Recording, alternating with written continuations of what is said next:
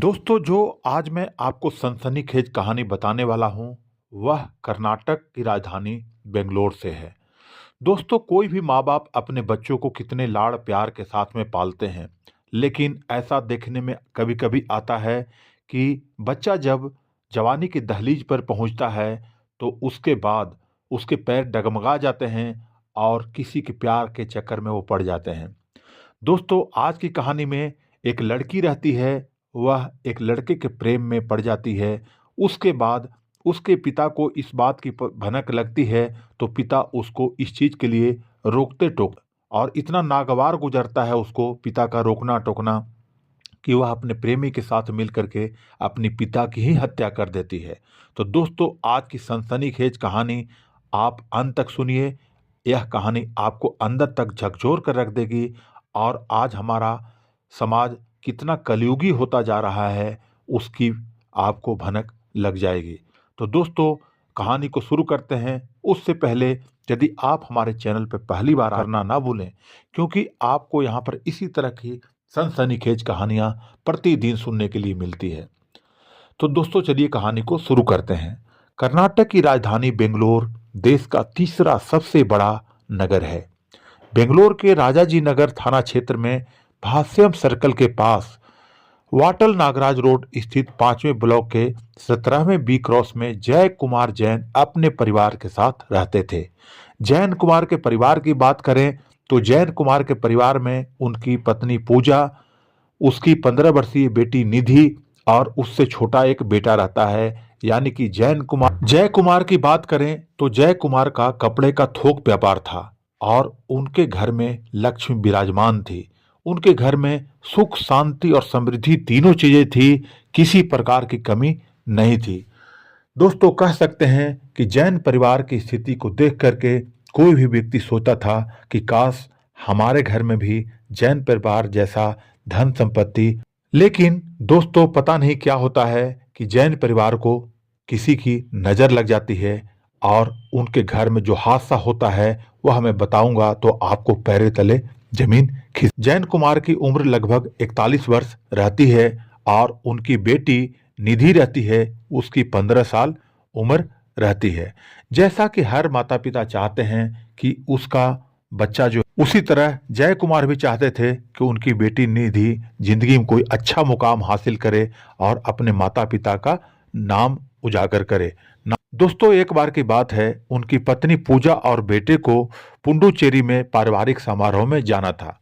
चूंकि जय कुमार जैन अपने कार्यों में व्यस्त रहते थे, इसलिए वो इस शादी समारोह में जाना नहीं चाहते थे। इसलिए वो शाम को 7 बजे बेंगलोर से रेलवे स्टेशन जाते हैं और अपने बेटे और पत्नी को ट्रेन में बैठा करके वापस अपने घर आ जाते हैं।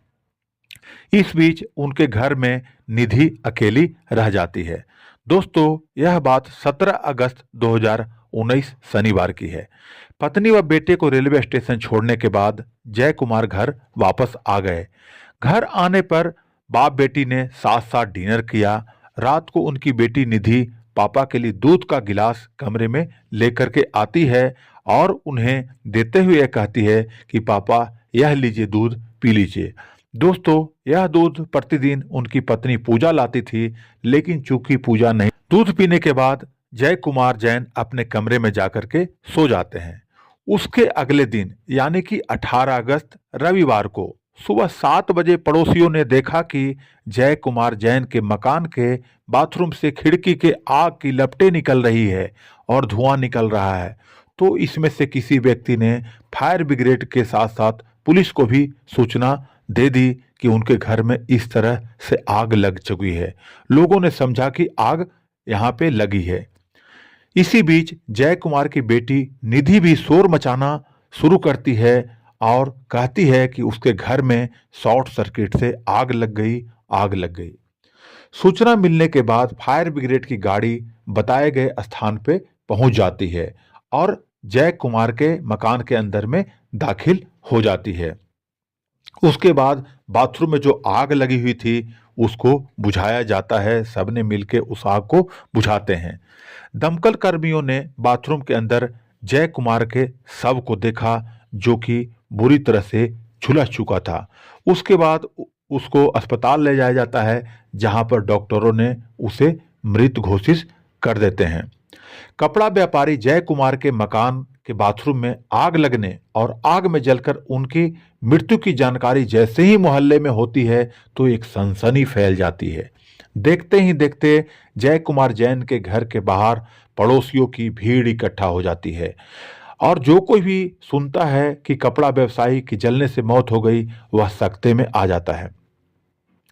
आग बुझाने के दौरान थाना प्रभारी मृतक जय कुमार की बेटी ने पुलिस को बताया कि सुबह पापा नहाने के लिए बाथरूम में गए थे, तभी अचानक शॉर्ट सर्किट होती है और आग लग जाती है, जिससे पापा झुलस जाते हैं और उनकी मौत हो जाती है। घटना के समय जय कुमार के घर पर एक व्यक्ति और मौजूद था। उसका नाम था प्रवीण, जो कि पास में ही रहने वाला था।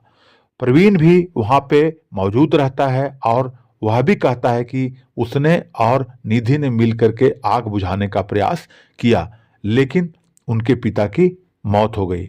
और वे कहते हैं कि आग बुझाने के दौरान हम लोगों के भी हाथ पैर झुलस गए। दोस्तों, मामला चूंकि एक अमीर प्रतिष्ठित व्यवसायी परिवार का था, इसलिए पुलिस के उच्चाधिकारियों को भी इसके बारे में बताया गया। खबर मिलते ही सहायक पुलिस आयुक्त वी धनंजय कुमार व डीसीपी एन शशि कुमार घटनास्थल पर तुरंत ही आ जाते हैं और साथ में फॉरेंसिक टीम को भी ले आते हैं। मौके पर से साक्ष्य जुटाने व जरूरी कार्रवाई निपटाने के बाद पुलिस ने व्यवसायी जय कुमार की लाश को पोस्टमार्टम के लिए विक्टोरिया हॉस्पिटल भिजवा दिया। दोस्तों, पुलिस ने यह अनुमान लगाया था कि व्यवसायी जय कुमार की मौत शॉर्ट सर्किट से लगी आग में झुलसने से हो गई है, लेकिन दोस्तों, जय कुमार का जो शव था उसको देख करके पुलिस को संदेह होता है कि इनकी मौत नेचुरल नहीं है। प्राथमिक जांच में भी कारण स्पष्ट नहीं हो पाता है।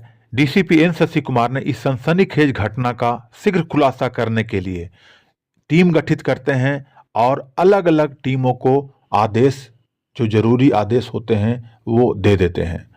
पुलिस टीम द्वारा आसपास के रहने वाले लोगों से, बच्चों से अलग अलग बैठा करके पूछताछ की जाती है, तो एक बात चौंकाने वाली सामने आती है। दोस्तों, पुलिस को मृतक जय कुमार की बेटी निधि व उसके पड़ोसी युवक प्रवीण के प्रेम संबंधों के बारे में लोगों से जानकारी मिलती है।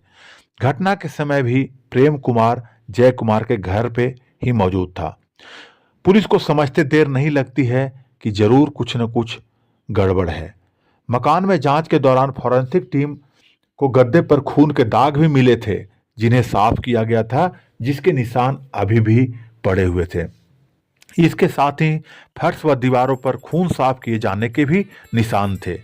दूसरे दिन पोस्टमार्टम रिपोर्ट आ जाती है और स्थिति पूरी तरह से स्पष्ट हो जाती है।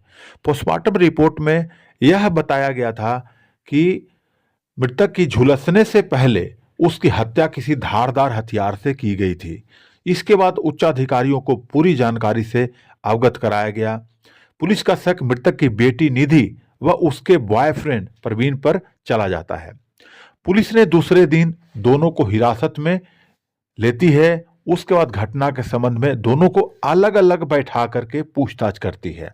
इसके साथ ही दोनों के मोबाइल फोन भी पुलिस कब्जे में ले लेती है। जब निधि और प्रवीण से सख्ती से अलग अलग बैठा करके पूछा जाता है तो संतोषजनक जवाब उनसे नहीं मिलता है और वो सवालों के घेरे में उलझ जाते हैं। उसके बाद वे पूरी घटनाक्रम पुलिस को बताते हैं। दोनों ने जय कुमार की हत्या करके उसे दुर्घटना देने की बात वो लोग कबूल कर लेते हैं। डीसीपी एन शशि कुमार ने सोमवार 19 अगस्त को प्रेस कॉन्फ्रेंस बुलाई और यह जो मामला था उसके बारे में सबको अवगत कराया।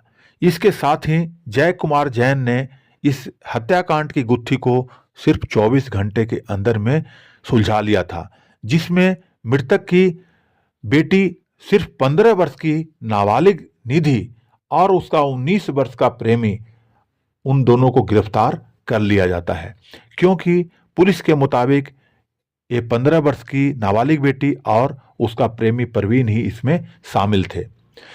उन दोनों की निशानदेही पर हत्या में इस्तेमाल किए जाने वाले चाकू जिसको घर में छुपा दिया गया था उसको भी बरामद कर लिया जाता है। उसके साथ साथ खून से सना हुआ गद्दा, कपड़ा तथा अन्य साक्ष्य जो भी था वो प्राप्त कर लिया गया था। उसके बाद जो हत्या की कहानी सामने आई दोस्तों, वह सुनकर आपके भी रोंगटे खड़े हो जाएंगे।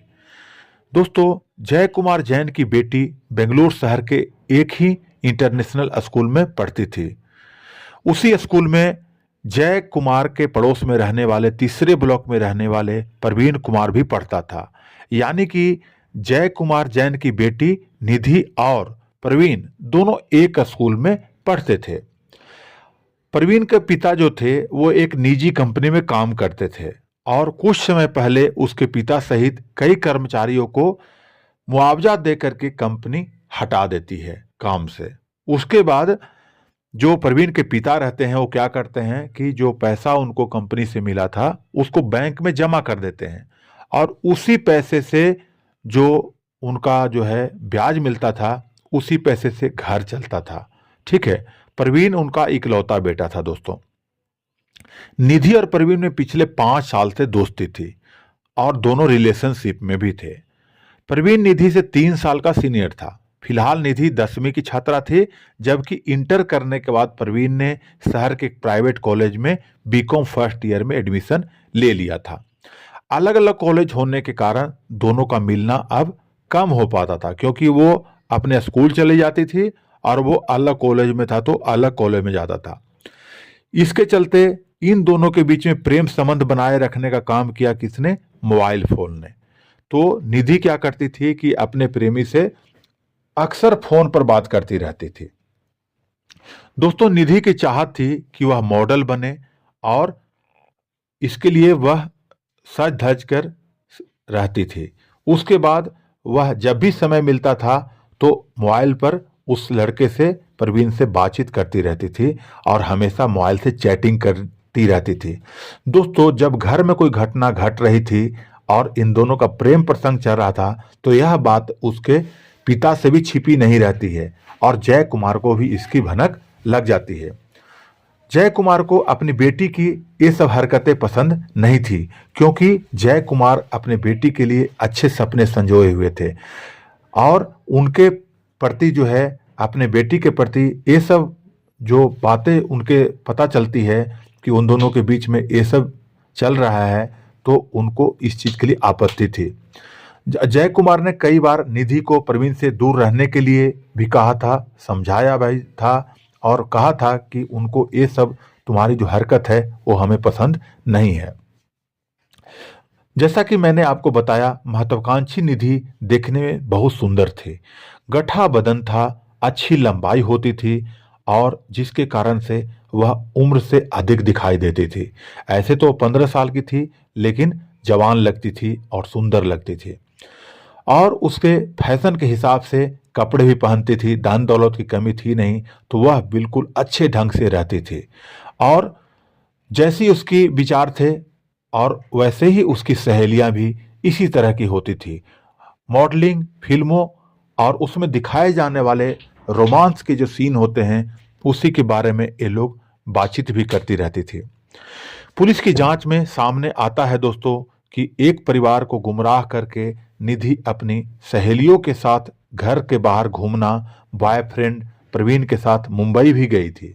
मुंबई में 4 दिन रहने के बाद और उसने कई फोटो शूट करवाए थे और उसने फैशन शो में भी भाग लिया था। उसने मुंबई से अपनी माँ को फोन किया और बताया कि वह मुंबई में है और 5 दिन बाद घर लौटेगी। तो दोस्तों, बेटी को चुपचाप बिना पिता से इजाज़त लिए और बिना माँ से इजाज़त लिए मुंबई जाना, जब पिता को पता चलता है तो वह बहुत नाराज होते हैं और जब निधि घर लौट करके आती है तो निधि की बुरी तरह से वो पिटाई कर देते हैं और उसका मोबाइल भी उसके पिता छीन लेते हैं। जय कुमार को बेटी की सहेलियों से भी ये भी पता चलता है कि निधि उनके साथ नहीं गई थी, बल्कि अपने बॉयफ्रेंड प्रवीण के साथ मुंबई गई थी। इस जानकारी ने उनके गुस्से में आग में घी का काम किया। बचपन को पीछे छोड़कर बेटी जवानी के दहलीज पर कदम रख चुकी थी। पिता जय कुमार को बेटी के रंग ढंग देखकर उसकी चिंता रहती थी, जबकि निधि के ख्यालों में हरदम अपने दोस्त। इसके बाद उसके पिता ने वह मोबाइल भी उससे छीन लिया। इससे निधि का मन विद्रोही हो जाता है। पिता की हिदायत व रोक टोक से नाराज होकर के निधि प्रवीण को पूरी बात बताती है और अपनी खोई हुई आज़ादी को वापस पाने के लिए कहती है कि मेरी खोई हुई आज़ादी तुम वापस दिलाओ, मैं बहुत परेशान हूं अपने पिता से। हत्या के आरोप में गिरफ्तार मृतक की नाबालिग बेटी ने खुलासा किया कि वह पिछले 1 महीने पिता की हत्या की योजना के लिए उसने कई टीवी सीरियल, इंटरनेट और सोशल मीडिया पर हत्या करने के तरीकों की पड़ताल की थी। उसने प्रेमी दोस्त प्रवीण के साथ मिलकर के हत्या की योजना को अंजाम देने का षड्यंत्र रचा। दोस्तों, दोनों जुलाई महीने से ही जय कुमार की हत्या के प्रयास में लगे हुए थे, लेकिन उनको सफलता नहीं मिल रही थी। अंत में 17 अगस्त को जब निधि की मां और भाई एक पारिवारिक समारोह में चले गए तो उसके पिता और निधि अकेली रह गई। उस दौरान निधि को मौका मिल गया और उस कलयुगी बेटी ने अपने पिता के हत्या करने के लिए उतारू हो गई और अपने पिता की हत्या की पूरी योजना उसने बना डाली। जालिम बेटी निधि ने घर में किसी के नहीं होने का फायदा उठाया था और योजना के मुताबिक रात को खाना खाने के बाद पिता दूध पीते थे। उसी दूध में उसने नींद की 6 गोलियां मिला दी थी। नींद की गोलियों ने असर दिखाया और पिता बेहोश होकर के बिस्तर पर लुढ़क जाते हैं।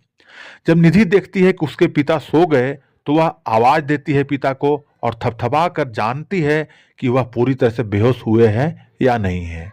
जब वो निधि देखती है कि उसके पिता पूरी तरह से बेहोश हो गए हैं और जो घर में चाकू था और प्रवीण के द्वारा लाए हुए चाकू से वह बिस्तर पर जो बेहोश पड़े हुए थे जैन कुमार, उनके गले व शरीर पर बेरहमी से कई वार करते हैं, जिससे उनकी मौत वहीं पे। इसके बाद दोनों शव को घसीट कर बाथरूम में ले गए। हत्या के सबूत मिटाने के लिए कमरे में जो खून फैल गया था और दीवारों पर जो खून के छींटे पड़े थे उसको साफ कर दिया और उसके बाद बिस्तर पर जो चादर थी उसको वॉशिंग मशीन में धो करके सूखने के लिए फैला दिया। इसके बाद दोनों आगे की योजना बनाने लगते हैं। उसी योजना के तहत वो लोग सवेरे घर से निकलते हैं और 3 बोतल में पेट्रोल लेकर के आते हैं। उसके बाद बाथरूम में लाश को ले जाते हैं और पेट्रोल डाल करके वहां पे आग लगा जाते हैं और चिल्लाते हैं कि शॉर्ट सर्किट से आग लग गया। इस दौरान दोनों के पैर, प्रवीण के हाथ भी आंशिक रूप से झुलस जाते हैं। आग लगते ही पेट्रोल की वजह से तेजी से आग की लपटें और धुआं निकलना शुरू हो जाता है। बाथरूम के खिड़की से आग की लपटें व धुआं निकलता देख करके पड़ोसियों ने तुरंत फायर ब्रिगेड और पुलिस को सूचित किया था। इसके बीच में निधि नाटक करते हुए रोने धोने का तमाशा मचाती है और कहती है कि उसके पिता का अचानक शौक। उसके बाद वो दोनों हत्या को दुर्घटना का रूप देने का बहुत प्रयास करते हैं, लेकिन सफल नहीं हो पाते हैं। बेटी को पिता की हत्या करने का फिलहाल कोई मलाल नहीं देखा गया। हत्याकांड का खुलासा होने के बाद पुलिस ने जब उसे गिरफ्तार किया तब परिवार के सभी लोग अचंभित रह गए थे। सोमवार की शाम को निधि की मां व भाई भी लौट आए थे। मां ने कहा कि शायद हमारी परवरिश में ही कोई कमी रह गई थी। हालांकि घर वालों ने उसे पिता के अंतिम संस्कार में भाग लेने के लिए कहा था, लेकिन निधि ने साफ इनकार कर दिया था। उधर प्रवीण के माता पिता को प्रवीण निधि के पिता से नाराज था। उसने गिरफ्तारी के बाद बताया कि उन्होंने उसे सार्वजनिक रूप से चेतावनी देते हुए अपनी बेटी से दूर रहने की भी हिदायत भी की थी। साथ ही कुछ दिनों पहले उन्होंने निधि का मोबाइल फोन जो उसने गिफ्ट किया था उसको भी छीन लिया था। इस पर उसने अपनी गर्लफ्रेंड को नया। निधि के पिता उसकी गर्लफ्रेंड को पीटते थे, डांटते थे, जो कि प्रवीण को अच्छा नहीं लगता था। आखिरकार प्रवीण ने अपनी गर्लफ्रेंड को पिता को प्रताड़ना से बचाने के लिए हत्या करने का फैसला लिया था। मंगलवार को हत्यारोपी बेटी से मिलने कोई भी रिश्तेदार जेल नहीं आया था। लड़की की मां भी घर पर ही रही थी। निधि ने पुलिस को बताया कि उसने अपने पिता को चाकू से नहीं मारा था, लेकिन घटना के समय वहां पे मौजूद थी। राजाजी नगर पुलिस द्वारा मंगलवार को किशोर न्याय बोर्ड के सामने निधि को पेश किया गया, जहां के आदेश के बाद उसे निधि सामान्य दिखाई दे रही थी। जब उसे किशोर न्याय बोर्ड के सामने ले जाया गया तो उसके चेहरे पर अपने पिता की हत्या करने का कोई पश्चाताप नहीं दिखाई। वहीं किशोर न्याय बोर्ड ने प्रेमी प्रवीण को मजिस्ट्रेट के समक्ष पेश करके जेल भेज दिया। हत्या करना इतना आसान काम नहीं होता है दोस्तों। प्रवीण और निधि ने योजना बनाते समय अपनी तरफ से दोनों हत्या को हादसा साबित करना चाहते थे, लेकिन वे भूल गए थे कि अपराधी कितने भी चालाकी क्यों न करे, कानून के लंबे हाथ से ज्यादा देर तक बच नहीं सकते। बेटा हो या बेटी, माँ बाप को उनके चरित्र और व्यक्तित्व का ध्यान रखना चाहिए, क्योंकि माँ बाप की आंखों में धूल झोंक कर गलत राह पर उतर जाना सही नहीं है। दोस्तों, मेरा कहानी कहने का उद्देश्य यह नहीं है कि किसी की भावनाओं को ठेस पहुंचाया जाए। मेरा कहानी कहने का यही उद्देश्य होता है कि समाज में हो रही घटनाओं से आप सजग रहें, सचेत रहें। तो दोस्तों, आज के लिए बस इतना ही। मिलते हैं अगले एपिसोड में नए कहानी के साथ में।